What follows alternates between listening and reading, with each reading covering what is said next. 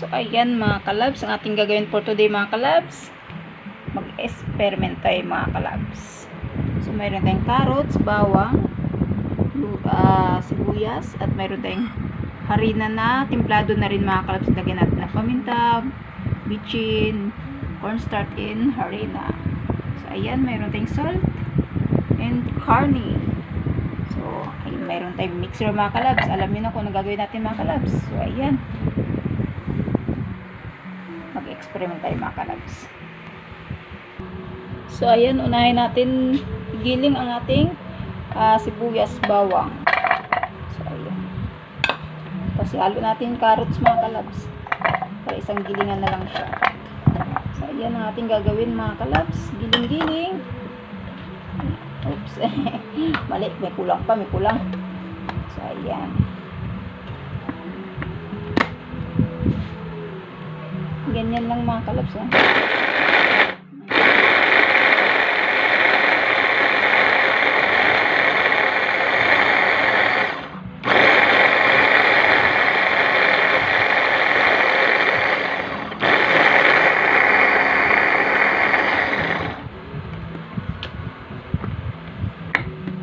Ayan. Nagdurog na siya maigi mga kalabs. Ulitin pa natin kasi kailangan finish siya mga kalabs para sa ating experiment na burger patty. So, yung natin dati gumawa tayo ng chicken nito mga kalabs, ngayon pork naman. Pork naman siya.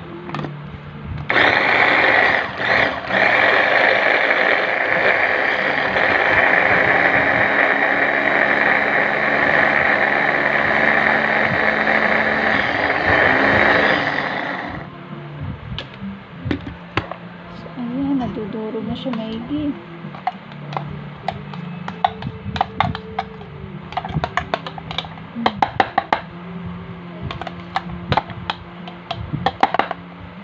Ayan.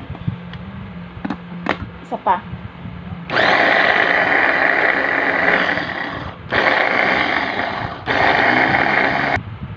So, ayan. Pwede na. So, isalin natin siya sa isang lagayan. Salin natin siya dito. So, ayan na siya.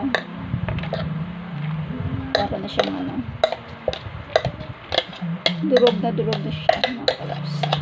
Durog na siya mga kalabs. So, next natin yung ating pork mga kalabs. Ang pork, hiniwa-hiwa natin siya ng cubes mga kalabs kasi hindi siya kayang baka hindi siya kayang durugin ng ating gilingan. Kaya nilitan natin ang hiwa. So, binawasan ko mga kalabs, hindi pala kaya.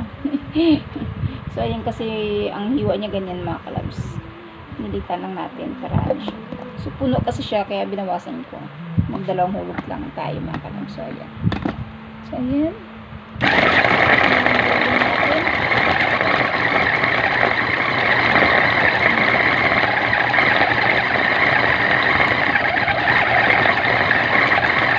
Hirapan natin gilingan.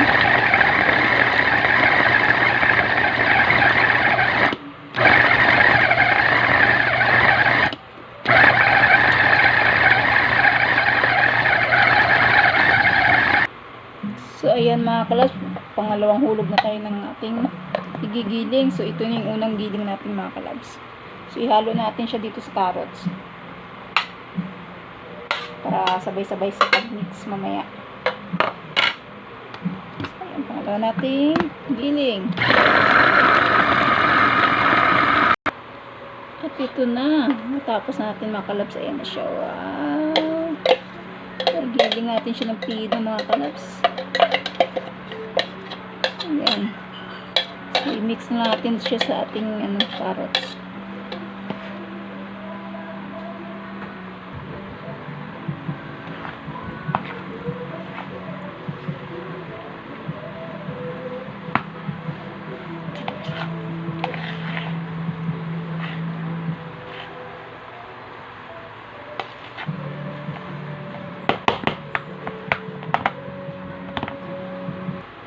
So, ayun mga kalabs, pagkatapos natin siyang nalo-halo with carrots, lalagyan natin siya ng egg. 1 egg. Yun o. Tapos, lagyan natin siya ng salt. Titimpla natin siya mga kalabs. Yan. Tapos, konting bitchin. Tansya-tansya lang. Ayon sa gusto ng lasa.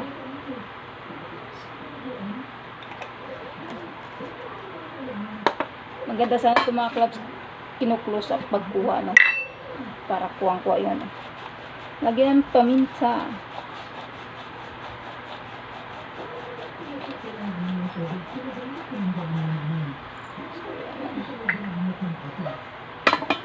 After, haluin natin. Haluin na natin mga kalabs. Para matami yung ano.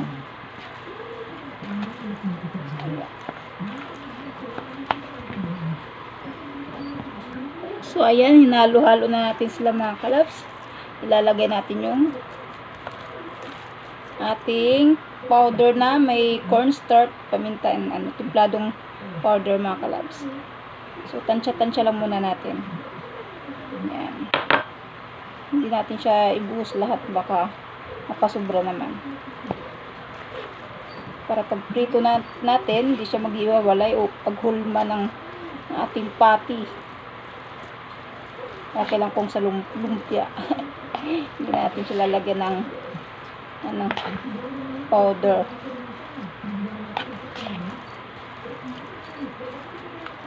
Ayun. Mabango na siya. Ibig sabihin, ano na siya, sakto sa timpla.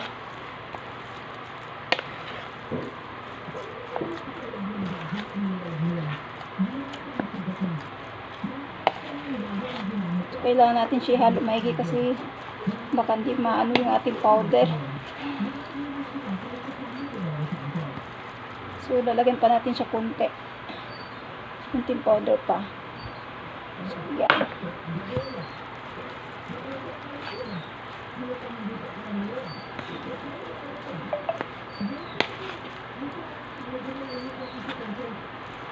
Ayan na. So, ito na mga kalabs. Finish natin mga kalabs. Natimpla na natin ng ayos. So, ayan. So, ikinarek lang natin yung ating timpla para mas masarap magustuhan ng ating ano, ating manggagawa pag magka-merienda tayo na ito yung palaman natin. Kasi mas mapapamahal tayo pag bumibili tayo ng palaman mga kalabs. Kasi sabi ko, gagawa na lang ako ng ganito. Para naman homemade talaga. At talagang ano siya, safe. Kaya bumili ako ng isang buong puro laman lang. At ako na naggiling para siguradong lang taba na nakahalo ba. Kaya ako na mismo naggiling. So, ayan. Mayroon tayong ano, ito, ating lalagyan.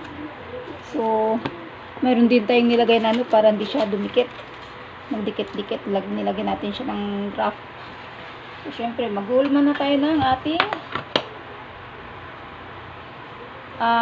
ginawang ano, tawag dito, patty. So, ayan, dito pa rin tayo nag-hulma mga kalabs sa sandok. So, ganyan lang yan. Syempre, wag natin siya kapalan kasi pag makapal naman yan, hindi na siya masyadong maluto sa loob. Kaya, kailangan sakto lang. So, ayan.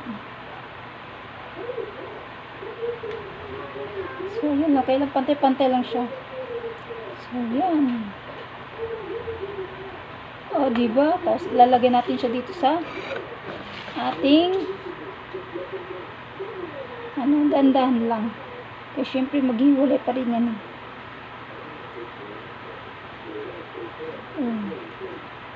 Ayan, oh. So cute. Kasing cute ng inyong lingkod. Ang cute mga kalabs. Ang cute-cute niya. So, ayan mga kalabs, ang ating nagawa mga kalabs. Oh. Naka-anim na tayo. Gamit lang ating sandok sa kanin. So, kunting ano lang ng kamay. Kaya ganyan lang natin. Kasi nga, baka ano sila, kadikit-dikit at kunting ano sa gitna, makapal sa gitna. Kaya nilapad-lapad lang natin yung ganyan. para sakto sa size sa tinapay na ilalagay natin. Hindi siya masyadong mahilaw pag niluto natin. So, ganyan siya mga kalabs. Oh. Pati sa ating tinapay, pang merienda. Tipid. Kasi bumili kami ng ano, ng alam niyo yung pinapalaman. So, hindi siya kasarapan. Medyo may kamahalan. Kaya sabi ko, gumawa na lang kaya ako ng ganito. Para at least, diba? So, ayan. Magkano lang nagastos ko diyan? Nasa, ano lang, nasa mga 250. Sa karne, 100 plus it. Sa carrots. Wala pata. Mga 230 lang. So, ayan. Dami natin nagawa. Ayan, 6 na natin nagawa. Ito pa. So, lalagyan lang natin siya ng sapin mga kalabs. Para pag nilagay natin sa ref or sa freezer pala, hindi siya dikit-dikit pagkuha natin. Tatakpan lang natin siya. Kasi second level na tayo. So, ganyan lang yung ginagawa ko mga kalabs. So, yun. So, papatungan natin siya ng panibagong level. So, yan, diba? See? Next natin. So, ayan na mga kalabs. Natapos na natin mga kalabs ang ating patty burger. So, ano tayo patong mga kalabs? 1, 2, 3, 4, 4 mga kalabs. 4 na layer tayo mga kalabs. Ayun o. 1, 2, 3, 4. So, naka-4 na layer tayo mga kalabs sa ating ginawang homemade patty burger. See? So, healthy kasi may carrots pa siya mga kalabs. At wala siyang taba, puro laman po yan ng pork. Ang ating giniling pusa mga kalabs. Tayo lang naggiling yan mga kalabs. So, ayan. So, nakatipid na tayo mga kalabs. At mayroon na tayong ano, partner na lang yan mga kalabs, cheese, tsaka mayo, and ketchup. So, lalagyan din natin siya ng ano, ng ditos para totoong burger na. wala nang kamatis. So, ayan. Diba? May pangbaon na rin ang labs ko. Oh. Para-paraan lang yan mga kalabs kung paano tayo makakain ng masarap at healthy and tipid pa. So, ayan. Thank you for watching mga kalabs. Maraming salamat po sa lahat ng nag-subscribe and nag-support sa aking premiere at nagpalipad ng blessings mga kalabs. Thank you. More blessings to come mga kalabs. God bless everyone. Bye!